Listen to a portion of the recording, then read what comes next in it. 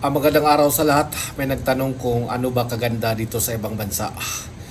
Mga katravelers, dito sa ibang bansa napakaganda kasi isang sweldo mo lang, pwede ka na magkas ng refrigerator o kahit ano, kahit TV, yung mga mahalin TV, isang sweldo lang yan, tapos na. Pwede na mauwi sa bahay. Lahat-lahat ng gusto mo pwede, basta wag lang yung bay at saka lupa. Yun ang pinaka mahal dito, no?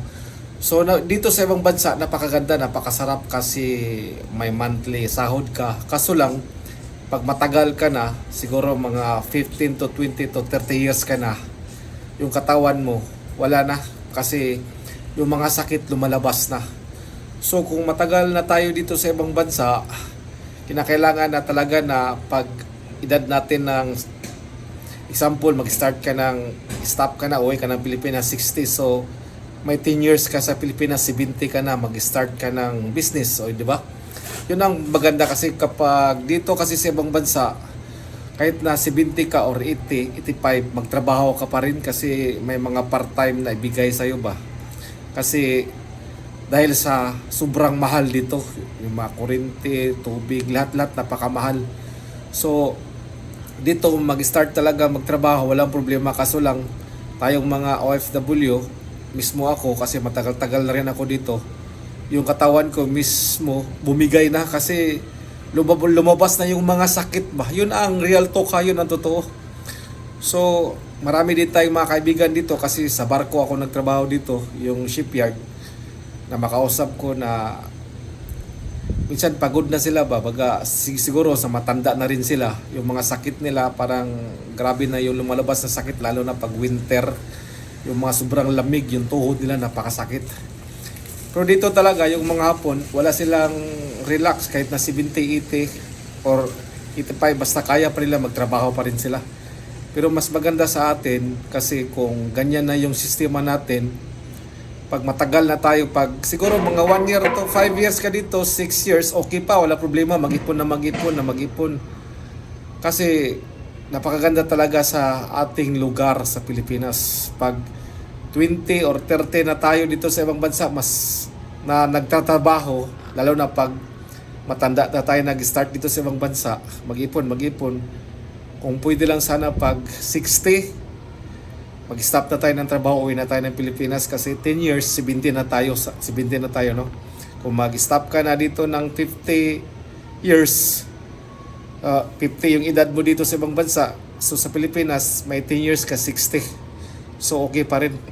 So yun ang real talk ha, yun ang totoo kasi karamihan talaga sa atin, kinakailangan talaga na mag-isip din, hindi kasi yung katawan natin minsan sa sobrang trabahante ba, kasi ang Pilipino talaga grabe, wadwad sa trabaho, kahit na mga overtime sobra pa.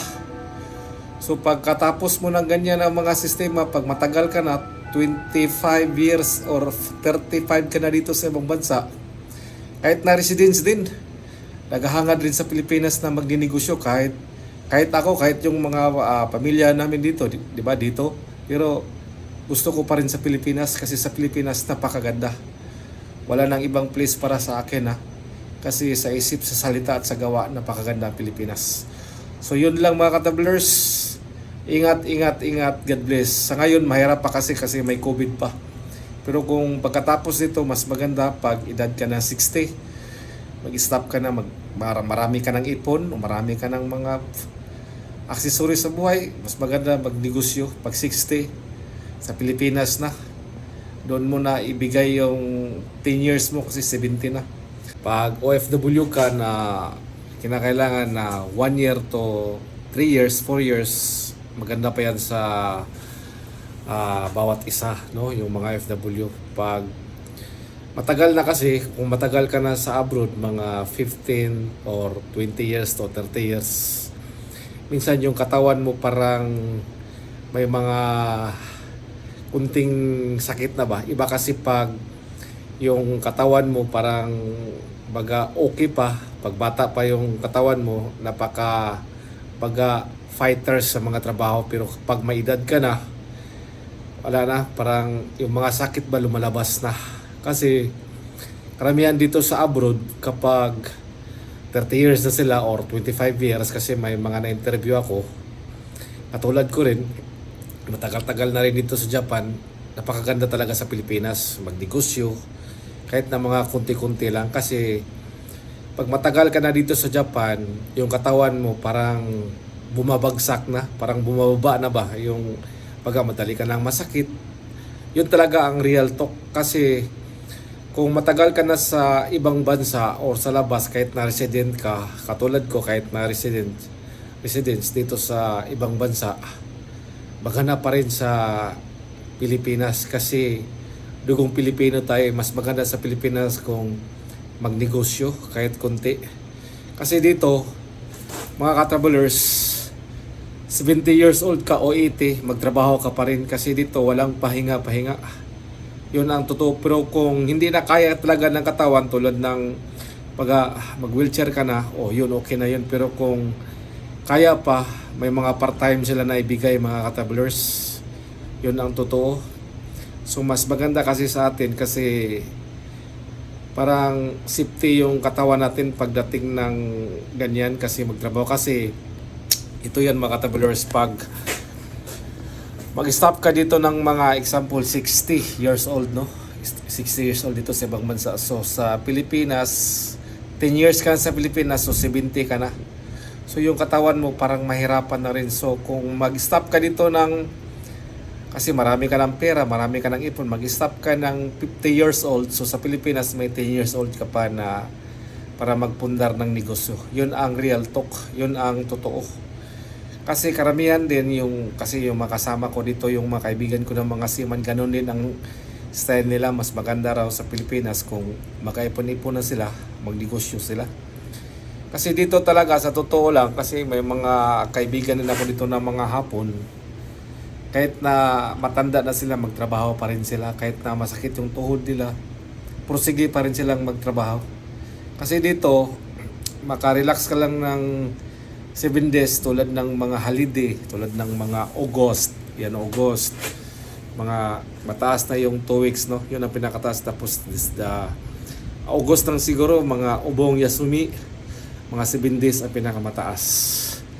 Tapos December, yun lang, siguro mga December, ngayon kasi COVID, 8 days kaming nagbaga Yasumi or baga holiday. So kung sa Pilipinas, mas maganda kasi sa Pilipinas, kasi kung may mga negosyo ka kunti, ikaw yung nag-handle sa oras ba. Dito, yung routine mo talaga,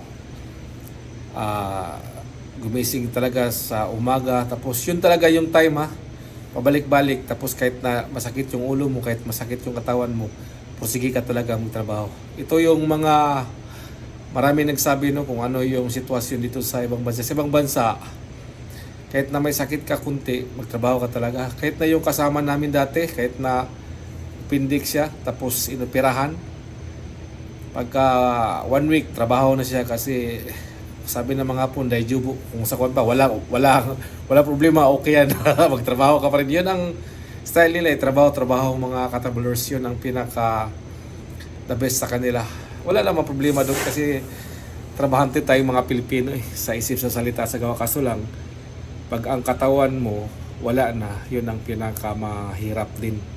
So yun, mga ka-travelers, yun lang ang pinaka the best na pag 60 ka na, pag 60 marami ka ng ipon, 60 mas maganda na nandun ka na sa Pilipinas, manegosyo ka na. Kasi yung pag-start ng negosyo, mahirap-hirap din mag-start ka ng 5 years, so mag-start ka rin, ba?